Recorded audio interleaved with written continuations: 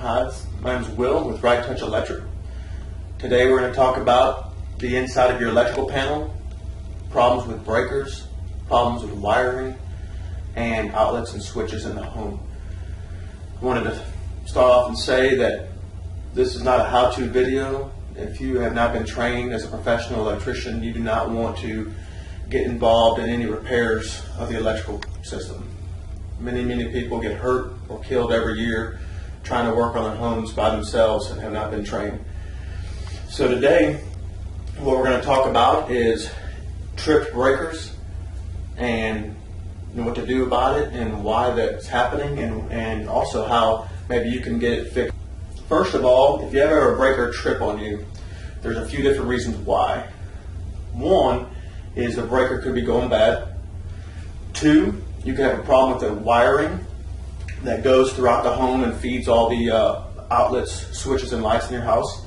Or three, you could have a problem with the actual outlets, switches, or lights. So there is some complication to it, and therefore you do need to know exactly what you're doing. But let's just say that your breaker does shut down and it trips on you and shuts the power down to whatever it's feeding. Let's say a bedroom, for example.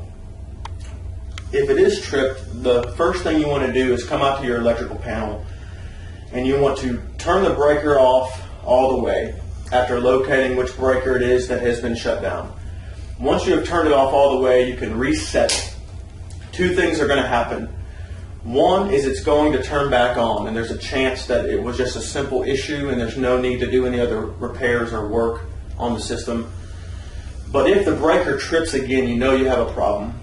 And at that point, it becomes some diagnosis that needs to take place on your system, and that's when it can become an issue with your breaker, an issue with the wiring, or an issue with the plugs and switches and lights in your home. So what we would do at that point is, if we came out to a home that had those issues, we'd come out and check the electrical panel first. We'd locate the problem breaker. We'd find out if the breaker was okay or if there was an issue inside the home. If there was, we'd begin to go through the circuit to determine what the problem was.